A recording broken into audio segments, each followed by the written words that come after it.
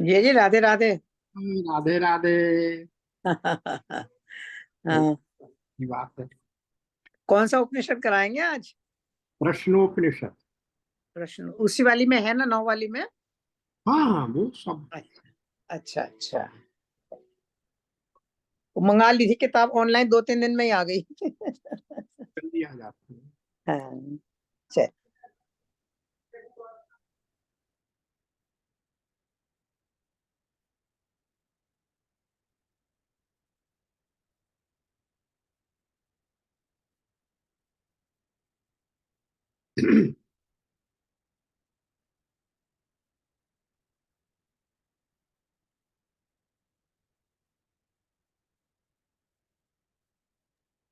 Narayan Narayan uncle. Narayan Narayan.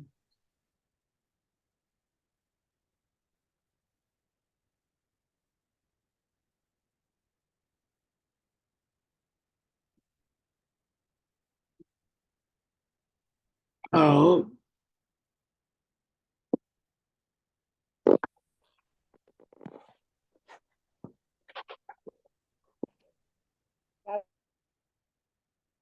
Radhe Radhe भैया।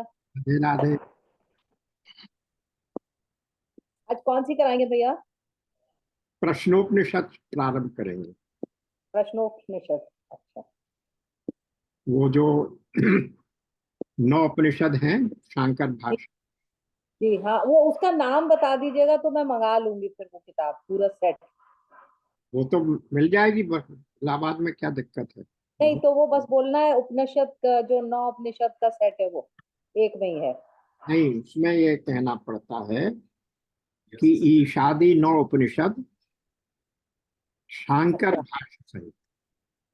वो आप भैया इसमें टाइप करवा दीजिएगा या उसकी फोटो खींच के भेज दीजिएगा कवर की। तो फोटो। वो मंगाना है जैसे है ना, तो फॉरवर्ड करके मंगा लेंगे फिर किताब। जी। ठीक है।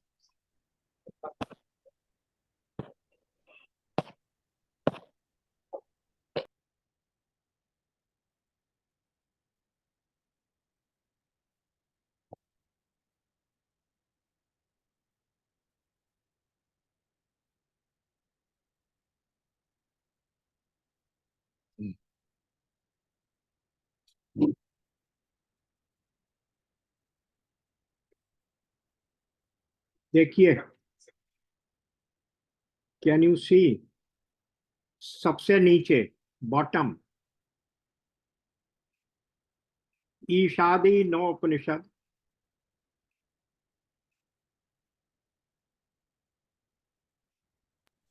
मैं लिख ले रही हूँ, ईशादी 9 उपनिषद। हाँ, उसके आगे है, ये 1421 नंबर है इसका। जो इसका। 9 वाली किताब है ना, उसका 1421 नंबर है। अच्छा, ठीक है, कोड नंबर 1421 लिख ली। ये उसका है जी, जो 9 वाली है। हाँ हाँ, वही तो, अब सबको वही मंगानी 9 पड़ेगी, उपनिषद। क्योंकि ये खत्म हो जाएगी, छोटी सी है, हाँ फिर दूसरी ढूंढेंगे। तो ईशादी 9 उपनिषद, ब्रैकेट में शांकर भाष्य, शांकर भाष्य, ये नहीं, बस, शांकर भाष्य। हिंदी अनुवाद के साथ। वो गीता प्रेस वाला दे देगा तुरंत ही, और नहीं, इसके ऐसे ही मुझे, फ्रंट पेज की फोटो खींच के भी डाल दूंगी इसमें, ऐसा कर लो। है ना, उससे सबको इजी हो जाएगा। हाँ, तुम डाल देना आशा। हाँ ठीक है, चलिए, तो अभी, हाँ, पूरे हो गए। एक अभी किसने नहीं किया है अपने आप को म्यूट, चलो।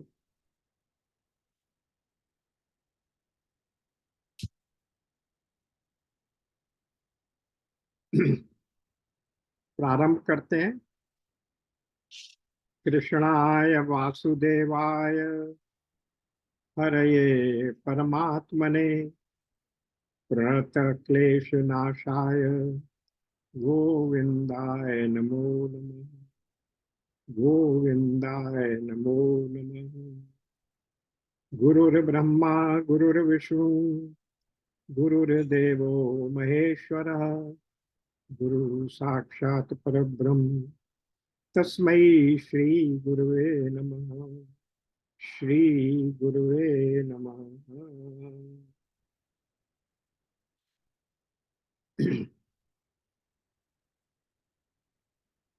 आज हम लोग अपने इस सत्संग में उपनिषद में प्रवेश कर रहे हैं। ईशावास्य उपनिषद पहले हम कर चुके, अब उसके बाद एक दूसरी छोटी उपनिषद ही है ये भी, प्रश्नोपनिषद। इसका नाम प्रश्नोपनिषद इसलिए पड़ा कि इसमें 6 मुनियों द्वारा 6 प्रश्न किए गए। तो क्योंकि ये प्रश्नों का उत्तर देने से ही संबंधित है, इसलिए इसका नाम प्रश्नोपनिषद पड़ गया। यूं तो हर उपनिषद में प्रश्नोत्तर के रूप में ही संवाद है, लेकिन क्योंकि इसमें प्रमुख रूप से केवल 6 प्रश्न ही हैं, इसलिए इसका नाम प्रश्नोपनिषद पड़ गया। अब इसकी विशेषता यह है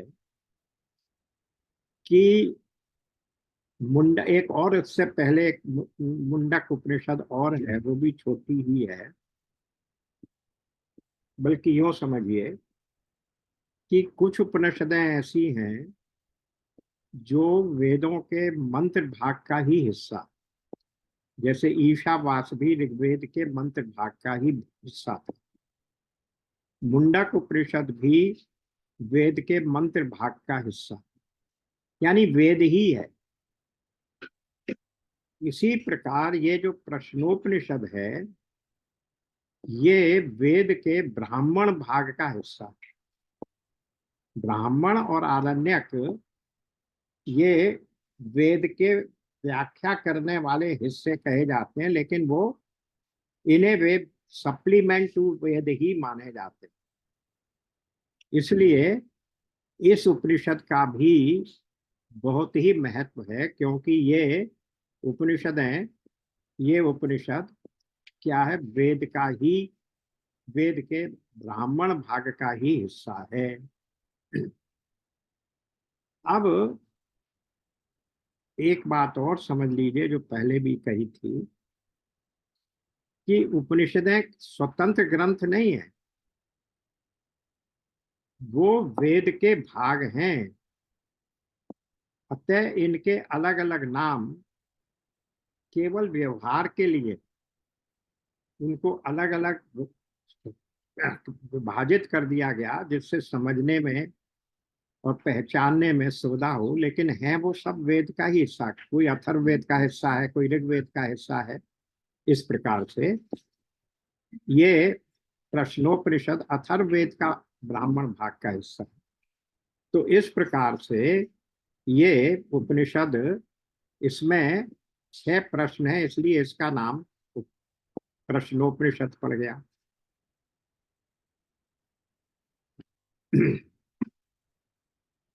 इन प्रश्नों में जो 6 प्रश्न किए गए हैं,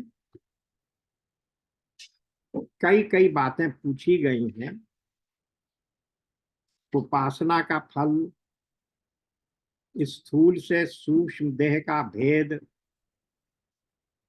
प्राण का स्वरूप, तीनों अवस्थाएं जो जागृत, स्वप्न, सुषुप्ति इत्यादि हैं, प्रणव अर्थात ओम का ध्यान, और जीव और ब्रह्म की एकता, इन विषयों को समझाया गया।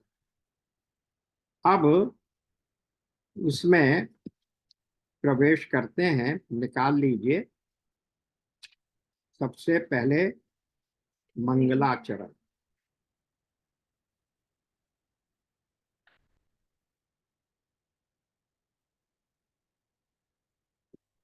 मंगलाचरण में कह रहे हैं, ओम भद्रम कर्णे भी शृणुयाम देवा, भद्रम पश्येम अक्षभि यजंत्रा, स्थिरै अंग तुष्टवा, सस्तन भूमि व्यशेम देवहितम यदायु।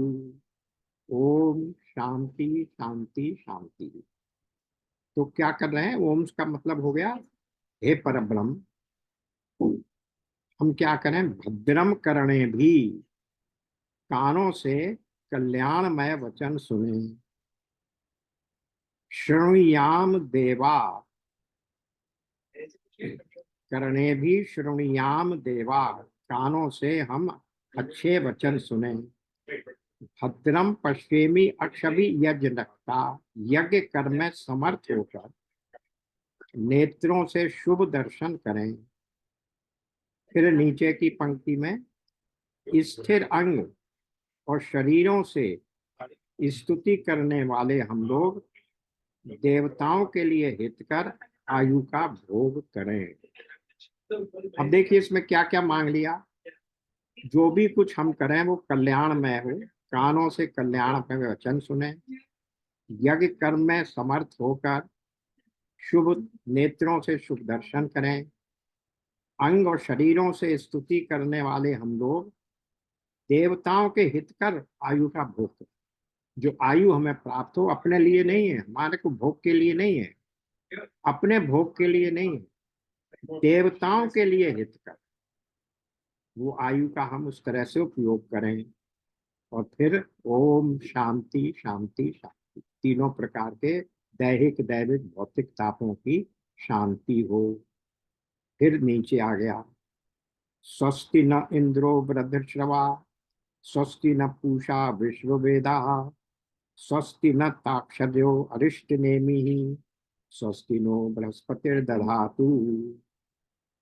महान कीर्तिमान इंद्र, स्वस्ति माने कल्याण करें, स्वस्ति न इंद्रो वृद्धश्रवा, महान कीर्तिमान इंद्र हमारा कल्याण करें। परम ज्ञानवान पूषा हमारा कल्याण करें। ये पूषा शब्द आपने ध्यान दिया होगा, ईशावास्य में भी आया। पूषा का वैसे अर्थ सूर्य माना जाता है, पर क्योंकि सूर्य स्वतः प्रकाशक नहीं है, सूर्य भी प्रकाश है, तो सूर्य का अर्थ हर जगह ब्रह्म ही लिया जाता है। तो वो ब्रह्म हमारा कल्याण करें। जो अरिष्टों यानी अनिष्ट आपत्तियों के लिए चक्र के समान घातक हैं, वो गरुण हमारा कल्याण करें, तथा बृहस्पति जी हमारा कल्याण करें। ज्ञान के बिना कल्याण नहीं हो सकता, तो जो ज्ञान के प्रतीक हैं गुरु बृहस्पति, वो हमारा कल्याण करें, त्रिविध तापों की शांति हो। अब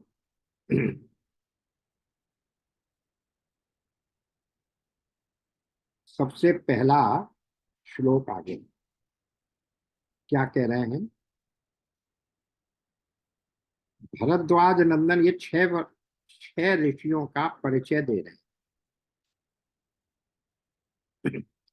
भरद्वाज नंदन सुकेशा, शिवी कुमार सत्यकाम, गर्ग गोत्र में उत्पन्न हुआ सौर्यायणी यानी सूर्य का पोता, अश्वल कुमार कौशल्य, विदर्भ देशीय भार्गव और कत्य के पोते का पुत्र कबंधी, ये सब अपर ब्रह्म की उपासना करने वाले और तदनुकूल अनुष्ठान में तत्पर छह ऋषिगण पर ब्रह्म के जिज्ञासु होकर महान ऋषि पिप्पलाद के पास गए, ये सोचकर कि ये हमें उसके विषय में, किसके विषय में, देखिए ये किसकी पूजा करने वाले थे, अपर ब्रह्म की।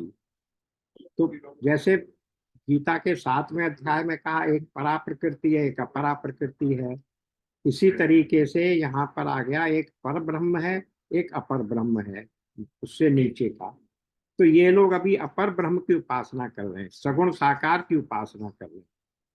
तो इसलिए अब ये गए कि ये हमें उसके विषय में सब कुछ बतला देंगे, पर ब्रह्म के विषय में हमें सब कुछ बतला देंगे, ऐसा सोचकर ये उस प्रहलाद ऋषि के पास गए। अब इसमें एक बात और है, कैसे गए, हाथ में समिधा लेकर गए।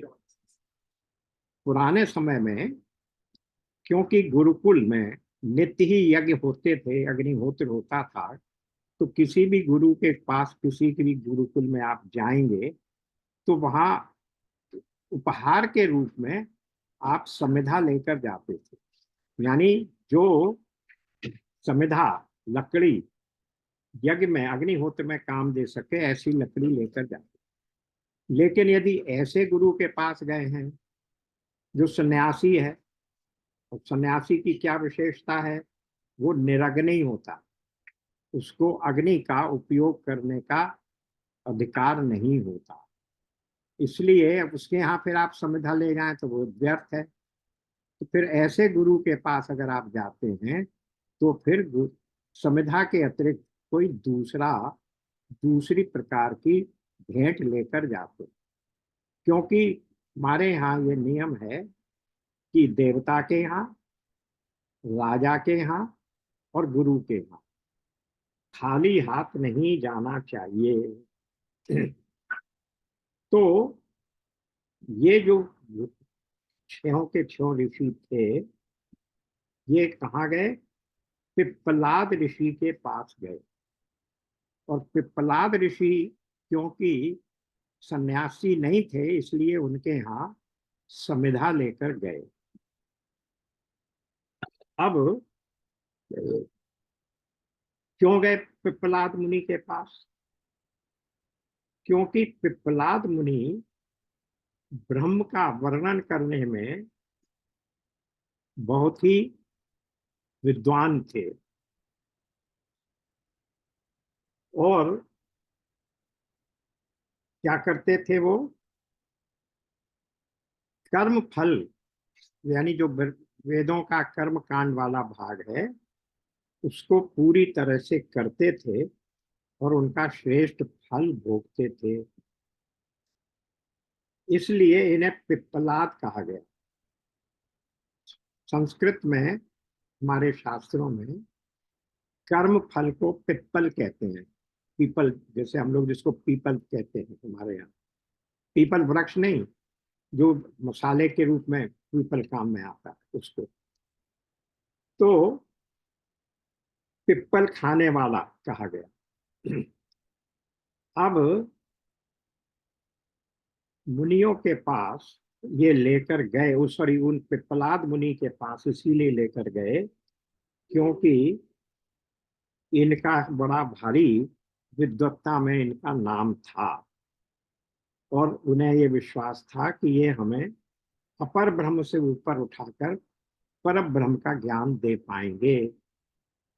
इसलिए क्योंकि वेद का तात्पर्य पर ब्रह्म है, इसलिए उसे समझने के लिए सगुण ब्रह्म के उपासक वे मुनि हाथ में भेंट लेकर गुरु के पास गए। तो अब इससे क्या मतलब हुआ? इन मुनियों ने स्वयं प्रकाश करके भी सविशेष तत्व को तो समझ लिया था, अपर ब्रह्म के जानने वाले ये थे, किंतु निर्विशेष को नहीं समझ पाए थे। अब आपको ध्यान होगा, जब हम लोग गीता कर रहे थे या जब ईशावास्य उपनिषद में भी ब्रह्म के गुणों में एक बात आती है, क्या आता है? निर्गुण, निराकार, निर्धर्मक, निर्विशेष। तो वो क्या है? निर्धर्मक का अर्थ क्या हुआ? निर्गुण निराकार हम सब समझते हैं।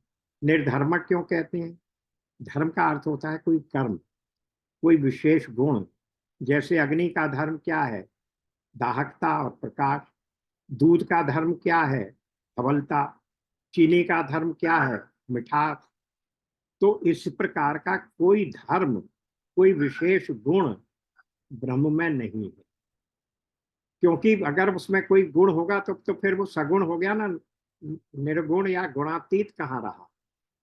इसलिए उसको निर्धर्मक भी कहते हैं। और इसी प्रकार निर्विशेष, निर्विशेष का अर्थ है जिसमें कोई विशेषता नहीं है। उदाहरण के लिए कोई भी वस्तु ले लें, सब भौतिक जगत की, घड़ी ले लेते हैं या कोई और चीज ले लेते हैं, वो घड़ी समय भी बताएगी, हो सकता है अलार्म भी बजाने की सुविधा उसमें हो, वो भी देगी, या कोई और भी गुण हो सकते हैं।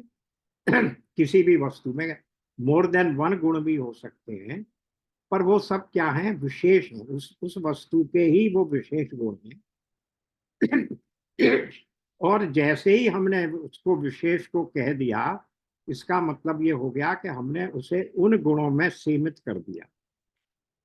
भाई घड़ी उतना ही तो बताएगी, या आपके पास कोई और मोबाइल है आपका, इवन जो एप्पल है वो भी क्या बताएगा? जो भी उसमें 4, 6, 10 चीजें बताने लायक हैं, पर उतने ही तक तो सीमित है, तो उसको हम विशेष कहेंगे।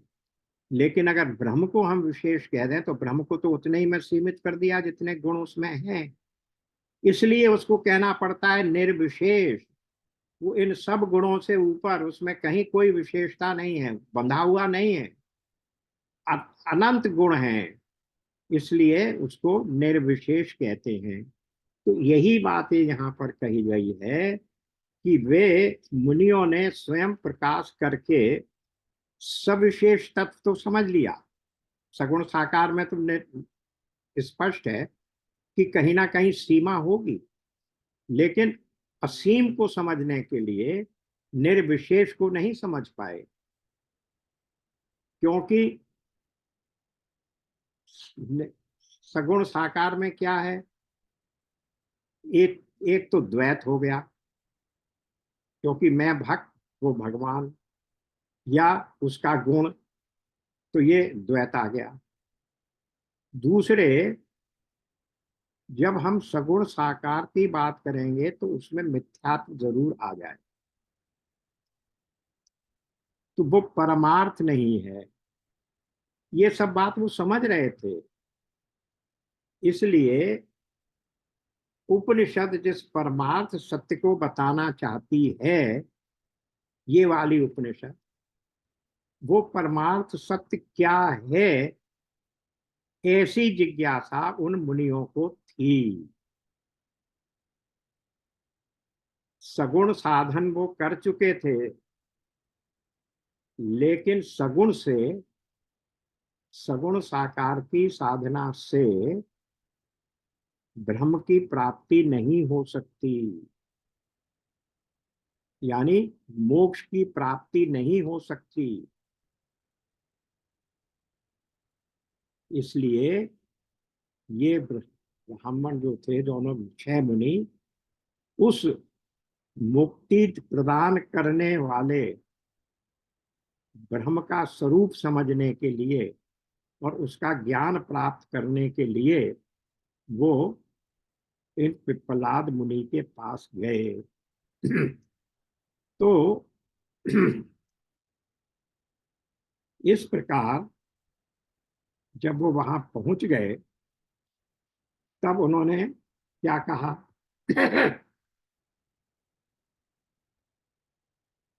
दूसरे श्लोक में उन्होंने कहा कि क्या कहा? ये हो गया पहला श्लोक, 6 लोगों का नाम बता दिया। अब दूसरा श्लोक, दूसरे श्लोक में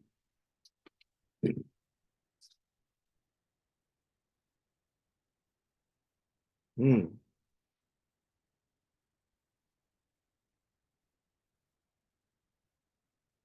उस ऋषि ने उनसे कहा, जब वो उनके आश्रम में पहुंच गए तो ऋषि ने क्या कहा कि तुम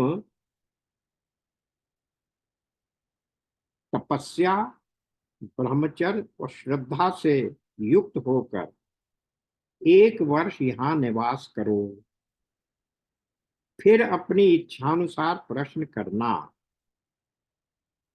यदि मैं जानता होऊंगा तो तुम्हें सब बतला दूंगा। इसका क्या अर्थ है कि जब आप किसी भी गुरु के पास जाएं तो पहले उसके गुरुकुल के नियमों का पालन करते हुए वहां तपस्या और उपासना करें। गीता के 4थे अध्याय में क्या कहा गया कि ज्ञान प्राप्ति के लिए कहाँ जाओ? तत्वदर्शन ज्ञान ने तत्वदर्शनों के पास जाओ। पर कैसे जाओ? तद विद्धि प्रणिपातेन परिप्रश्नेन सेवया। जाकर उनको प्रणिपात करो, उनके शरण में जाओ, फिर उनका सेवन करो। सेवा के 2 अर्थ, उनके शरीर की सेवा तो करनी ही है, पर उनके गुणों का, उनके आचरण का सेवन करना है, उसको अपने आप में उतारना है उन गुणों को। वो है सेवा का। जैसे औषधि का सेवन करते हैं, इस तरह से गुरु का सेवन करो, उसे अपने में उतार लो। तब क्या होगा? उपदेक्षन्ति ते ज्ञानम। तब वो गुरु तुम्हें ज्ञान का उपदेश करेंगे। ज्ञानिनः तत्वदर्शिनः। तो ये बात जहां भी पुराने शास्त्रों में कोई भी गुरु के पास शिक्षा लेने गया है, ज्ञान प्राप्त करने गया है, वहां उस गुरु के आश्रम में जाकर उसे तपस्या करनी पड़ती है, गुरु की सेवा करनी पड़ती है, प्रणत होना पड़ता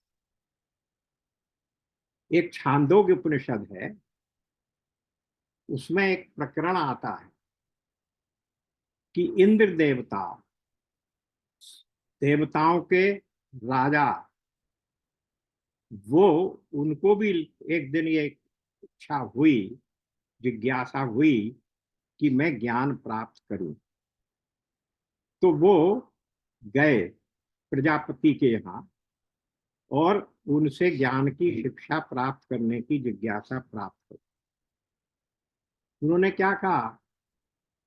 तुम 32 साल तक पहले मेरे आश्रम में रहकर सेवा करो, तपस्या करो, ब्रह्मचर्य से रहो, तब मैं तुम्हें विद्या दूंगा। 32 साल पूरे हो गए, गुरु ने विद्या दी, पर उस विद्या का पूरा तात्पर्य वो नहीं समझ पाए।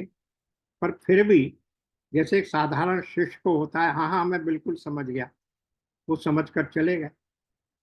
रास्ते में उन्होंने लगा कि ये जो उदाहरण दिया गया है, इससे तो आत्मा का तात्पर्य नहीं निकल सकता है, कहीं मेरी समझ में कमी है। तो वो रास्ते से ही लौट आए, वो स्वर्ग नहीं गए, रास्ते से ही लौट आए। गुरु से कहा कि अभी तो मेरी समझ में नहीं आया। गुरु ने कहा फिर 32 वर्ष तपस्या करो। फिर 32 वर्ष तपस्या, दूसरी बार भी समझाया, तब कुछ समझ में आया, पर फिर भी समझ में नहीं आया। तदपि कही गुरु 12 समझ पड़ी कछु मति अनुसारा। तब फिर जाने लगे, जाकर फिर लौट आए।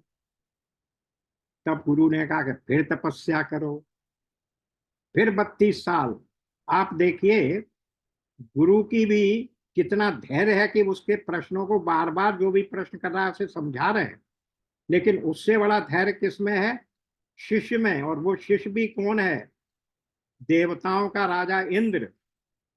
वो सारे अपने राज्य को छोड़कर, राजपाट के काम को छोड़कर शिष्य गुरु के वहां बैठा हुआ है। और 30 + 32 + 32 96 वर्ष उसने निकाल दिए।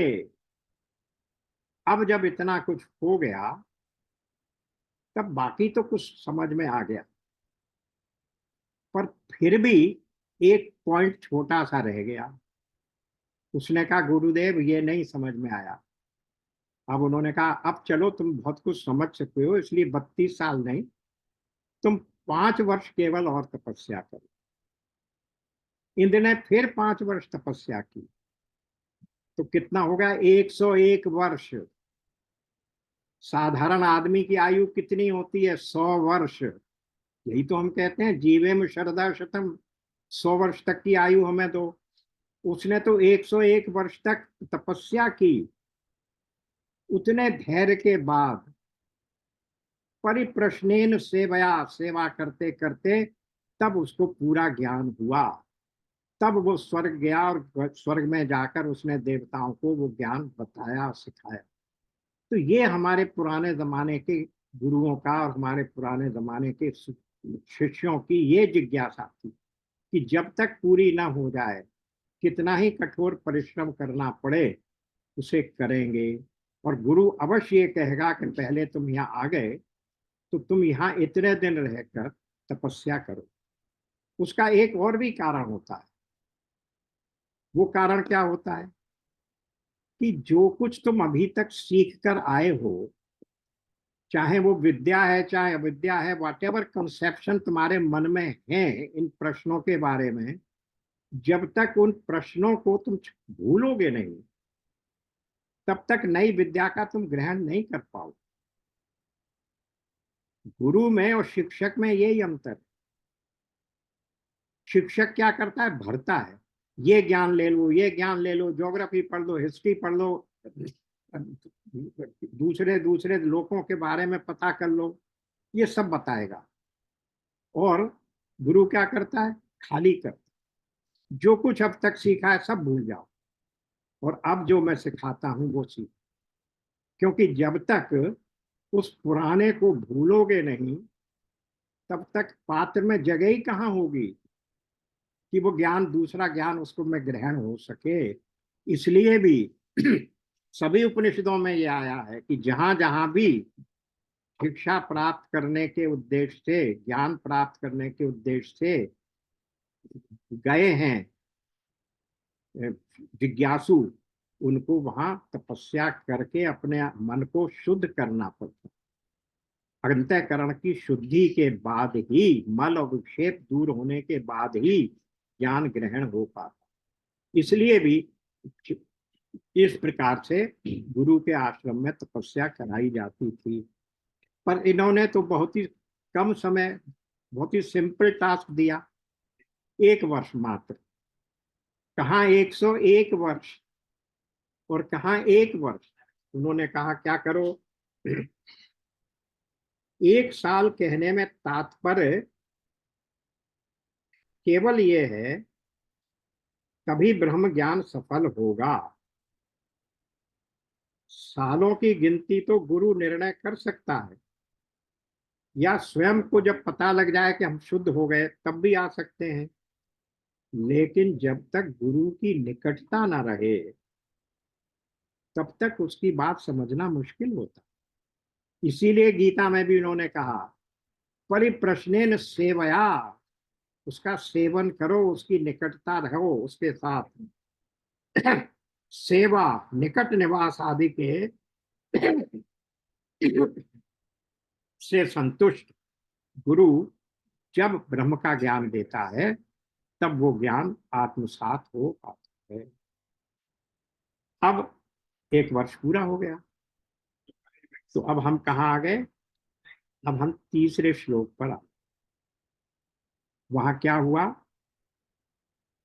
सबसे पहले जो वो थे कात्यायन, नहीं, कबंदी, कबंदी, कबंदी कात्यायन ने अपना प्रश्न रखा। वो क्या है? अथ कबंदी कात्यायन उपेत्य प्रपक्ष भगवन कुतो ह वा इमा प्रजा प्रजायन्त इति। हे भगवान, ये सारी प्रजा किससे उत्पन्न होती है?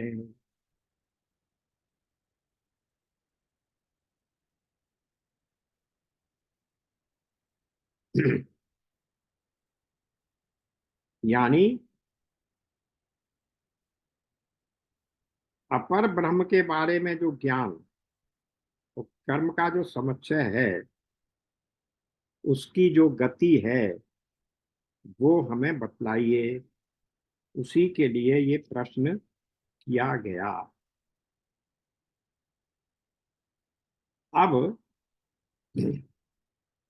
इस प्रश्न के उत्तर में जवाब दिया जाएगा कि वो वास्तव में वो विद्या क्या है। तो अब चौथे श्लोक पर आ जाइए। उससे उस पिप्पलाद मुनि ने कहा, प्रसिद्ध है। उसका प्रश्न क्या था कि प्रजा कैसे उत्पन्न हुई, ये बताइए। ये सारी प्रजा किससे उत्पन्न होती है, ये बताइए। प्रसिद्ध है कि प्रजा उत्पन्न करने की इच्छा वाले प्रजापति ने तप किया। उसने तप करके रई और प्राण, यह जोड़ा उत्पन्न किया और सोचा, ये दोनों ही मेरी अनेक प्रकार की प्रजा उत्पन्न करेंगे।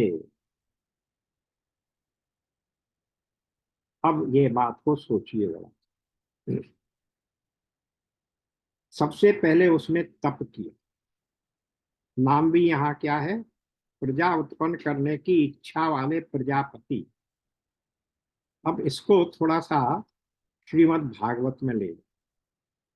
भागवत में क्या हुआ? भागवत में जब भगवान ने पहले तो लेटे हुए थे क्षीर प्रलय की स्थिति में, क्षीर सागर पर। फिर जब उन्होंने ये इच्छा हुई कि अब इस सृष्टि को प्रकट कर दिया जाए जो मेरे में लय हो चुकी है, तो उस इच्छा के होते ही प्रकृति के जो तीनों गुण हैं जो साम्यावस्था में थे, उनमें विक्षोभ पैदा हुआ, डिस्टरबेंस पैदा हो गया, इम्बैलेंस पैदा हो गया। इससे वो सृष्टि में हलचल होने लगी, प्रकृति बनने लगी। तब ब्रह्मा जी की, सॉरी, तब भगवान नारायण की नाभि से एक कमल उत्पन्न हुआ और उस कमल पर ब्रह्मा जी प्रकट हुए। और उन ब्रह्मा जी को भगवान ने आदेश दिया कि देखो अब ये सृष्टि बन गई है, तुम इस सृष्टि में प्राणियों की, यानी इस सृष्टि की रचना करो, प्राणियों को, फलों को, पौधों को, सबको बनाओ।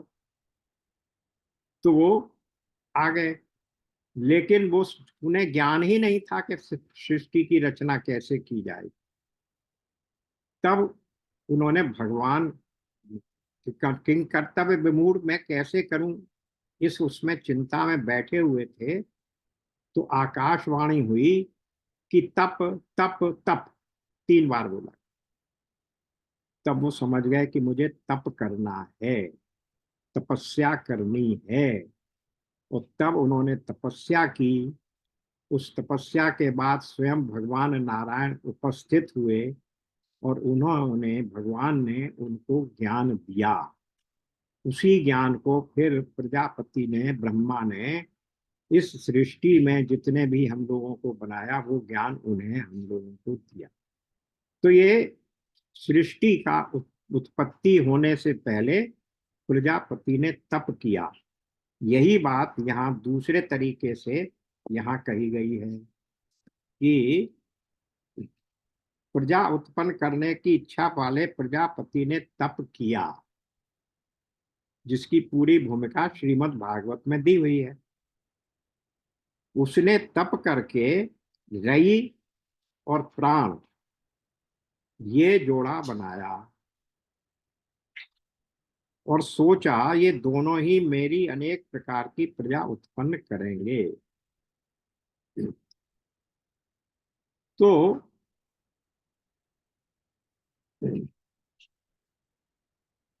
इसलिए उनकी शंका निवृत्त करने के लिए प्रजा काम अर्थात अपनी प्रजा रखने वाली इच्छा वाले प्रजापति ने कहा, मैं सर्वात्मा होकर रचना करूं।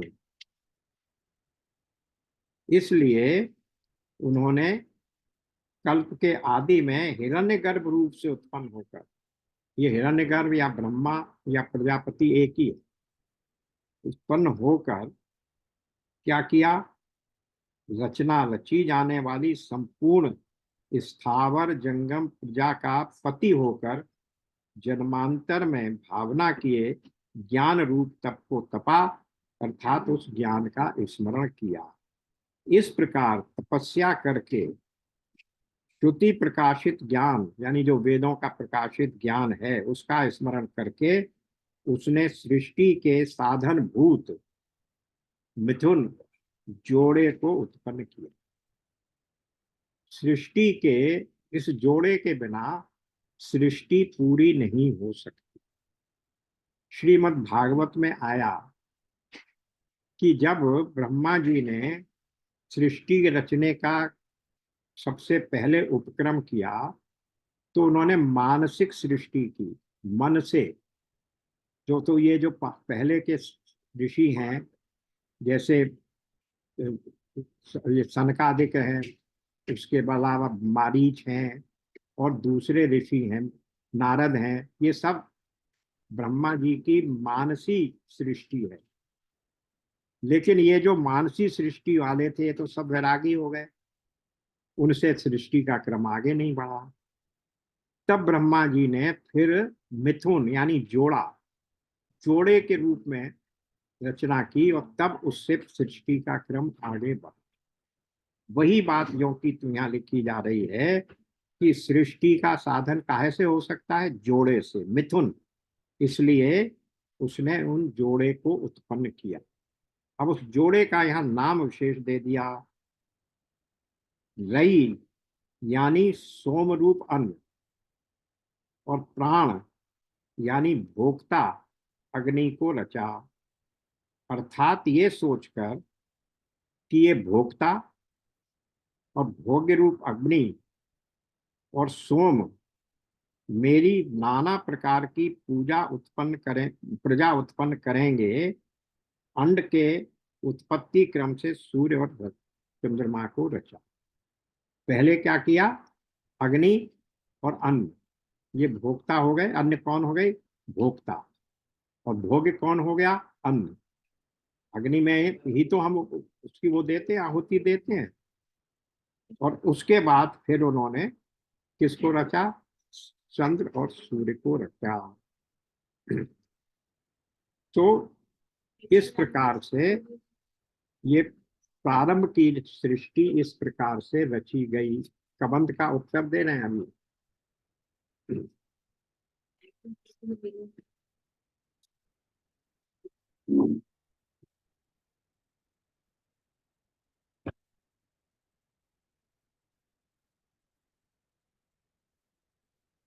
अग्नि ही प्राण है और चंद्रमा रई अर्थात अन्न है। जितनी भी वस्तुएं हैं मूर्त अमूर्त सभी कुछ क्या है, रई यानी वो प्राण। और प्रजाएं उत्पन्न करने की इच्छा वाले प्रजापति हिरण्यगर्भ ने पहले विराट को पैदा किया, फिर तप करके प्रजाओं की सृष्टि पैदा की। जिन्हें पैदा करना था उनके बारे में विचार ही प्रजापति का तप था।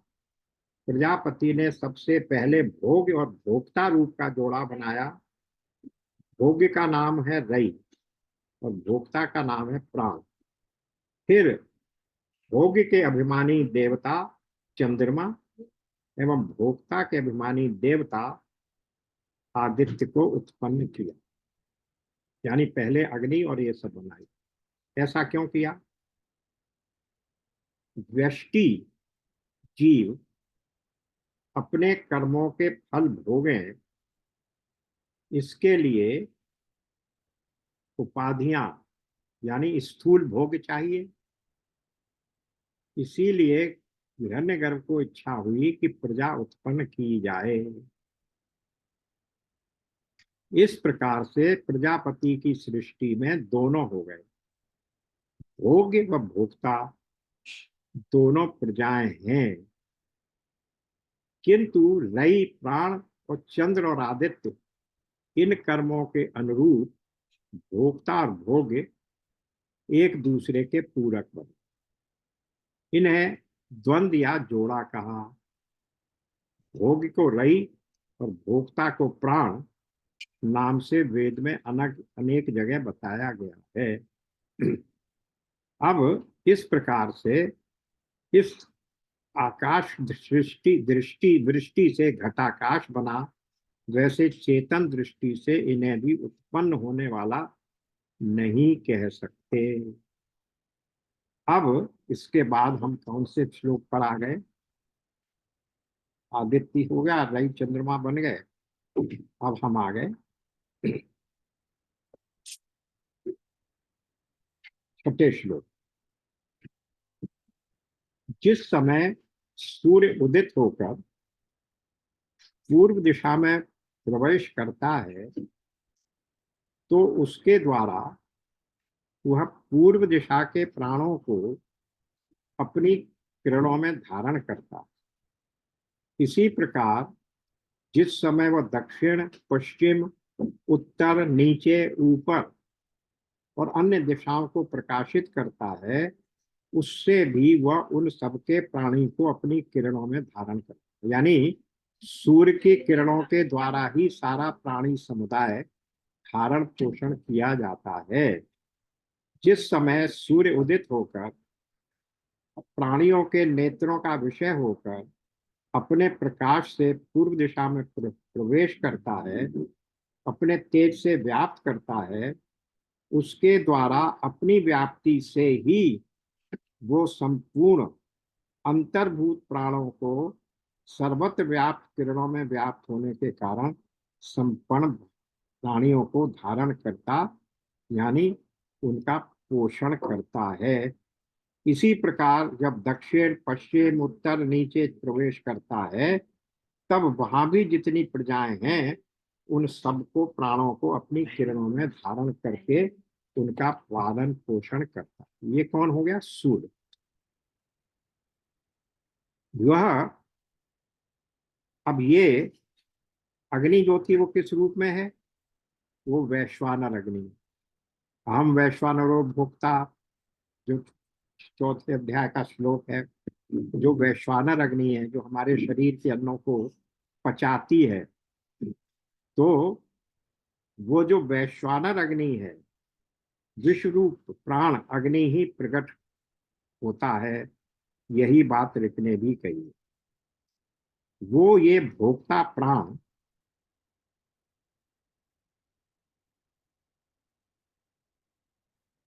वैश्वानर अग्नि बनकर सर्वमय होने के कारण ही प्राण और अग्नि रूप है।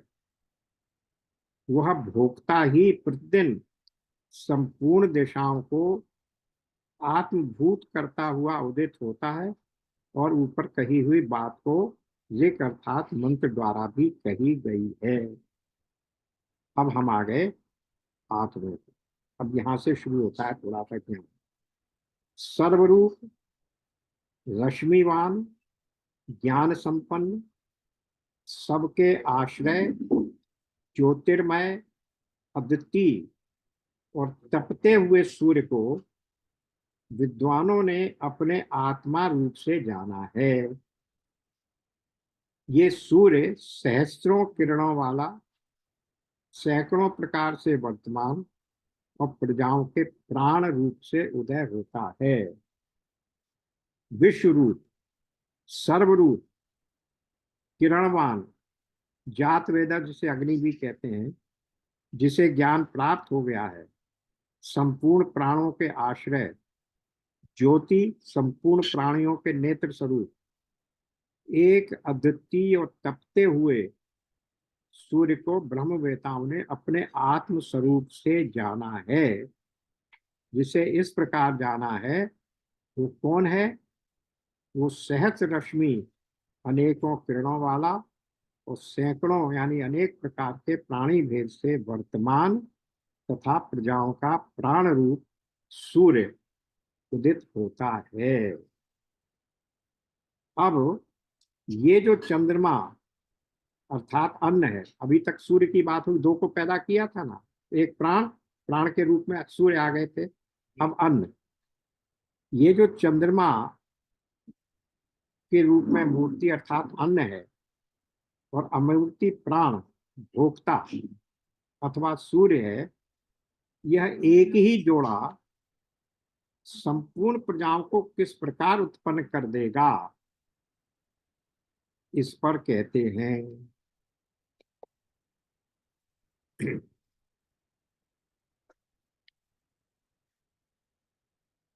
वो कह रहे हैं संवत्सर ही प्रजापति है, उसके दक्षिण और उत्तर दो अयन है। अयन कहते हैं घर। जो लोग इष्टापूर्त कर्म मार्ग का अवलंबन करते हैं वे चंद्रलोक पर ही विजय पाते हैं और वे ही पुनः आवागमन को प्राप्त होते हैं। अतः ये संतान के इच्छुक ऋषि लोग दक्षिण मार्ग को ही प्राप्त होते हैं। इस प्रकार जो पितृयान है वही रही है। अब देखिए गीता में 8वें अध्याय में आया था पितृयान और देवयान। तो देवयान से चलने जो गमन करने वाले हैं वो तो फिर वापस नहीं आते। यद गत्वा निवर्तन्ते नारायण, वो वापस नहीं। यद गत्वा न निवर्तन्ते, तो सद वो मेरा धाम है। तो जो सूर्य मार्ग से जाते हैं, देवयान से जाते हैं, वे फिर वापस लौट कर नहीं। लेकिन जो चंद्रयान से जाते हैं, पितृयान से जाते हैं, वे वापस लौट कर आते हैं। तो उसको उन्होंने पितृयान से जानने वालों को रई कहा और देवयान से जाने वाले हो गए प्राण। अब ये इसकी व्याख्या जो शंकर भाष्य ने की है उसे थोड़ा सा समझते। ये जो मिथुन यानी ये जो जोड़ा है वही प्रजापति है, क्योंकि संवत्सर उस मिथुन से ही निष्पन्न हुआ।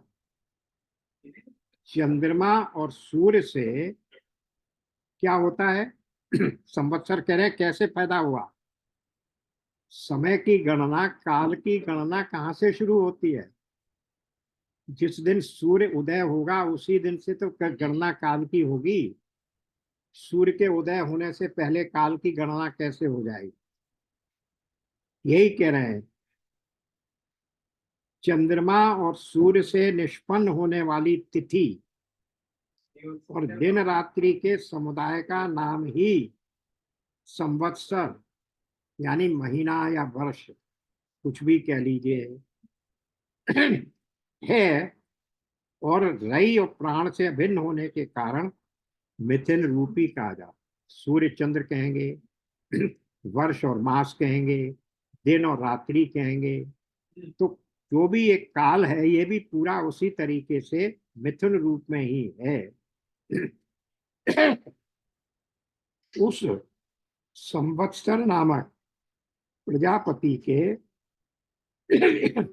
दक्षिण और उत्तर दो रास्ते हैं, दो अयन हैं। ये 6 मास वाले, गीता में देखा है महाभारत में भी सुना है कि भीष्म पिता में बाणों से विद्ध होने के बाद जमीन पर पड़े रहे, पर वो मृत्यु को प्राप्त नहीं हुए, क्योंकि उन्हें इच्छा मृत्यु का वरदान था। तो वो क्या चाहते थे कि जब सूर्य उत्तरायण हो जाए तब मैं प्राण छोड़ूं। तो उत्तरायण होने का अर्थ क्या है? वही देवयान, वही। तो उस उत्तरायण में, या जो पितृयान नहीं, देवयान या उत्तरायण, उसमें वो जाए। तो ये दो ही यान है, दो अयन है। एक है उत्तरायण और दूसरा है दक्षिणायन। 6 माह के हैं, जिससे कि सूर्य केवल कर्म परायण और ज्ञान संयुक्त कर्म परायण पुरुषों के पुण्य लोकों का विधान करता है तथा उत्तर मार्गों से गमन करता है, उनको उस मार्ग से ले जाता है। इस पर कहते हैं वो किस प्रकार करता है? उन ब्राह्मण आदि में जो ऋषि लोग निश्चय पूर्वक इष्ट और पूर्त इत्यादि कृत की उपासना करते हैं। इष्ट होता है सांसारिक भोगों की प्राप्ति के लिए किए जाने वाले पुण्य, और पूर्त होता है परलोक की प्राप्ति के लिए किए जाने वाला पुण्य कर्म। तो वो इस प्रकार की उपासना करते हैं। अकृत जो निषेध कर्म है उसकी उपासना नहीं करते, वे सदा चंद्रमा में ही होने वाले अन्नभूत लोक को ही जीतते हैं, क्योंकि चंद्रलोक कर्म रूप। श्रुति में दूसरा तत् शब्द क्या होता है? वहां वे वहां अपने कर्म का क्षय होने पर फिर लौट आते हैं। जैसा कि कहा गया क्षीणे पुण्य, गीता के 6 अध्याय में कहा गया क्षीणे पुण्य मर्त्यलोक विशंति, अथवा इससे भी निकृष्ट तिर्यक आदि लोग में प्रवेश करते हैं, ऐसा मुंडक उसमें कहा गया। तो इसलिए ये जो संतान आदि के इच्छुक हैं, गृहस्थ आश्रम के इच्छुक हैं, उत्तरेषणा वित्तेषणा में लगे हुए हैं, वो स्वर्ग दृष्टा गृहस्थ लोग इष्ट और पूर्त कर्मों द्वारा उनके फल रूप से अन्नात्मक प्रजापति यानी चंद्र लोक का ही निर्माण करते हैं। यानी वे अपने कर्मों द्वारा उपार्जित दक्षिण यानी दक्षिणायन मार्ग से प्रवेश करते हैं और वो वहां से फिर लौट आते। लेकिन जो पितृगण अर्थात पितृयान से उपलक्षित चंद्रलोक है, वो निश्चय रही ही है, यानी संसार के भोगों का प्रतीक ही है। अब आज इसको यहीं विराम देते हैं। कल इसके आगे के श्लोकों में प्रवेश करेंगे। अभी तो ये केवल बताया जा रहा है पितृयान मार्ग क्या है, दक्षिणायन मार्ग क्या है, रई क्या है, प्राण क्या है, इनकी थोड़ी सी व्याख्या अभी हमने यहाँ तक पढ़ ली है। श्लोकों की जो व्याख्या की गई है उसको कल करके तब आगे बढ़े। ओम पूर्णमदः पूर्णमिदं पूर्णात् पूर्णमुदच्यते पूर्णस्य पूर्णमादाय पूर्णमेवावशिष्यते। ओम शांति शांति शांति। नारायण नारायण नारायण राधे। ओम राधे। नमस्कार भाई साहब।